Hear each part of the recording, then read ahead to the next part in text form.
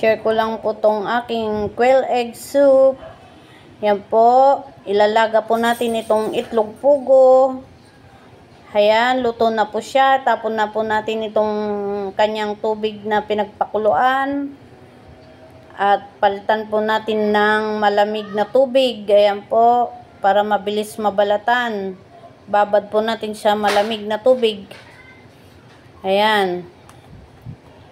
Nag-init na po ako ng aking kaldero na paglulutuan ko dito sa sabaw. Ayan po, linagyan ko na po ng konting mantika at maggisa na po tayo ng sibuyas, luya at bawang. Ayan. Sabay na rin po natin itong ating hinugasan na paa ng manok. Ayan po, at sinap-chap-chap ko rin po para mabilis lumambot. Ayan, nilagyan ko po ng paminta. Nilagyan ko ng 2 hipon cubes dahil maraming sabaw po itong gagamitin ko. Ayan, nilagay ko na po at nilagyan ko rin po ng asin. Gisa-gisahin po natin. Gisa-gisa, gisa-gisa. At ayan po, nilagyan ko rin po ng tubig para lumambot itong ating paa ng manok. Para maluto po siya. Pag malambot na po itong paa ng manok, ayan po, naglalagyan po natin ng crab and corn soup na UFC ang tatak. Meron din pong Knorr na brand niyan. Kaya ang UFC po ang ginamit ko. Ayan po, tinunaw ko po sa tubig. Dahil luto na po itong paa ng manok, ihahalo ko na po siya. Hintayin nyo pong maluto yung paa ng manok, saka nyo po ihalo yung natunaw na crab and corn soup.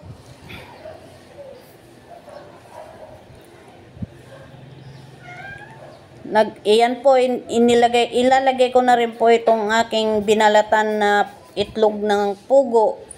Ayan. Dahil luto na po ang ating paa ng manok. Dagdagan ko rin po ng pampalapot. Ito po, cornstarch. Tinunaw ko po sa tubig. Ayan po, para hindi magbuo. At ihahalo ko po at para may dagdag po siya na pampalapot. Dagdag lapot ng ating sabaw. Ayan po, nilagay ko na po. Halu-haluin po natin at lutuin po natin sa slow fire para hindi po masunog. Ayan, dinagdagan ko na rin po ng tubig para dumami yung sabaw. Ayan po, luto na. Ayan po, luto na po ang ating sabaw. Kaya ilalagay ko na po itong ating celery at itong ating onion leeks. Ayan po, pinagsabay ko na po siya at halu-haluin po natin.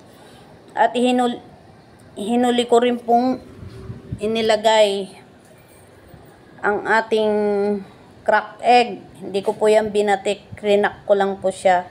2 lang po inilagay ko. Bahala po kayo kung ilang itlog ang ilalagay nyo po. Ayan po, luto na po ang ating sabaw. Halu-haluin po natin para hindi masunog. Thanks for watching po.